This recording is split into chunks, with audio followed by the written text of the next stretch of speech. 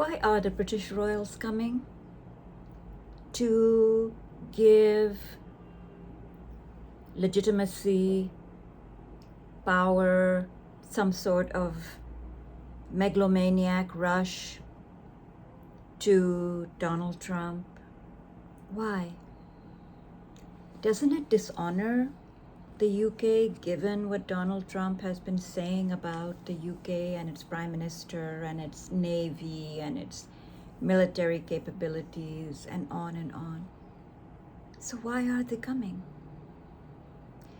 I would think that a healthy percentage of UK citizens consider this trip ill thought through. They don't support it. But you know, there is a history. There is a history of the royal family being enmeshed with undemocratic forces and fascists. There just is. So why are they coming here? Why not postpone? Why not just say you're very busy now? Why not stand up for your people? Anyway, there is that. Interesting developments happening. Let's go to Israel, but start with the US, because it's only right to start with the US when we mention Israel. There is a resolution being offered in the United States Congress to give veterans benefits to those Americans serving in the IDF. You heard that right. Give veterans benefits to those serving in the IDF. There are 2 Republican House members, Guy Reschenthaler of Pennsylvania and Max Miller of Ohio, have noted, helpfully told us, that 20,000 American citizens are currently defending Israel. To my ears, that's 20,000 American citizens that have potentially committed war crimes and genocide in Gaza and are committing war crimes inside Lebanon as they ethnically cleanse Lebanon and kill civilians repeatedly.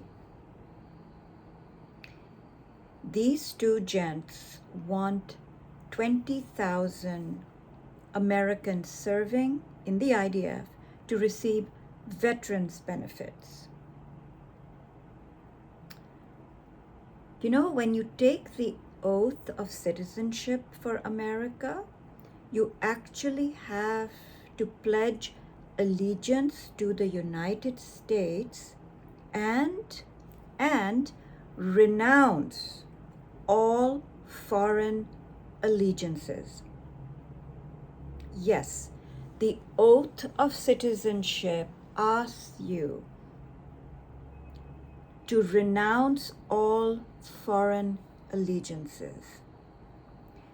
So it begs the question, is Israel a foreign allegiance or is it part of the United States? I think until we don't resolve that, these issues are going to keep coming up. Staying with Israel, Naftali Bennet, a very, very right-wing politician who served as prime minister for a short time, and Yair Lapid, who is also not exactly progressive or left-wing, have now decided to form a joint party to take on Netanyahu. And their only problem with Netanyahu is that he's been around too long. And his being around too long is potentially damaging the standing of Israel in the world, that he's not useful anymore. Do they oppose his policies, his expansionist, genocidal policies? No. No. Full-throated support for what Netanyahu has done in Gaza, what he's doing in Lebanon, Iran, full-throated support for all of that. So no controversy there. Elections are happening later on this year. Ukraine is pissed at Israel because apparently 2 Russian ships with stolen Ukrainian grain is about to dock at the Haifa port. Ukraine says this is stolen wheat and grain, and therefore Israel should not be accepting this stolen wheat and grain. Well, Mr. Zelensky has also provided full-throated support for what Israel is doing and has jumped in with both feet into the Iran conflict by providing what I would call mercenaries to help the GCC ward off Iranian drones, because again, Mr. Zelensky is pissed that Iran provided drones to Russia. So Ukraine has developed special techniques to counter those drones. So now he's jumped in with both feet to help the likes of the UAE and, in hopes of getting financial support from the GCC. So there is that messy kind of alliance that Mr. Zelensky has jumped in with both feet, unfortunately. It's not going to help in the long run, but there you have it. Coming back to the United States, Mr. Trump had some nice words to say about the media right after the ballroom shooting incident at the Washington Hilton. And then he went on 60 Minutes and had a long interview, which honestly I cannot bear to listen to, but there's some, highlights that, once again, he insulted the interviewer for saying that the shooter has a manifesto talking about he does not want to support a rapist and pedophile and etc. So Mr. Trump was very upset and called the interviewer disgraceful for mentioning that. He said that he was not a rapist, and so the interviewer said, "So you think he's talking about you?" So anyways, he says he's not a rapist, he's not a pedophile, he's totally exonerated, the usual verbal diarrhea. But then he says something really interesting and creepy. He says, "I wasn't worried. I understand life. We live in a crazy world. I also saw a lot of very strong, physically strong, really attractive law enforcement people come through those doors. And frankly, it made me feel very safe." Very attractive. Okay, then. That is the President of the United States. Iran has provided a proposal to ease the chokehold on the Strait of Hormuz, and apparently they provided that through Pakistan. And what does that proposal say? According to The Guardian, Agrachi's talks with Pakistani officials on Sunday had included implementing a new legal regime over the Strait of Hormuz, receiving compensation, guaranteeing no renewed military aggression by warmongers, and lifting the naval blockade.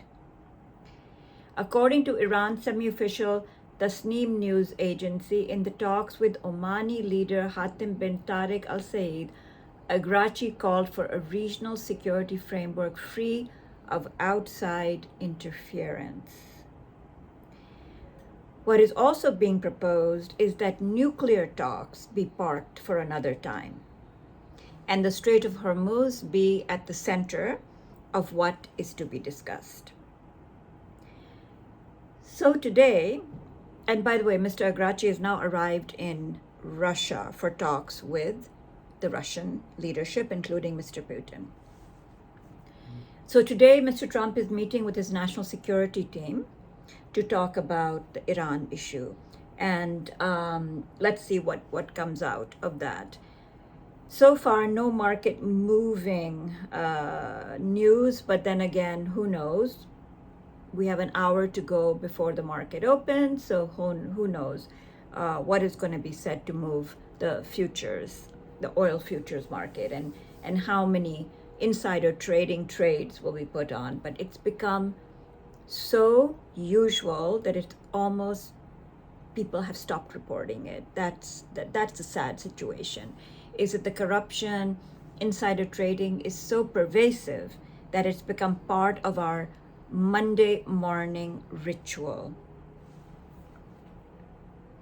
Let us go to Pakistan, because there is a relentless anti-Pakistan reporting going on. Pakistan was always a bête noire for the US media, but the focus was entirely on the war on terror. Pakistan apparently could not do enough to satisfy the US media and to satisfy US policymakers. Whatever was happening back channel, front channel was a constant. Pakistan was playing a double game. Pakistan was actually supporting the Taliban. Pakistan was supporting the creation of ISIS. Pakistan was the most horrid country in the world. Pakistan was a terror-supporting, nuclear-armed nation. That was the overall picture. Constantly, Pakistan needed to do more, do more, do more.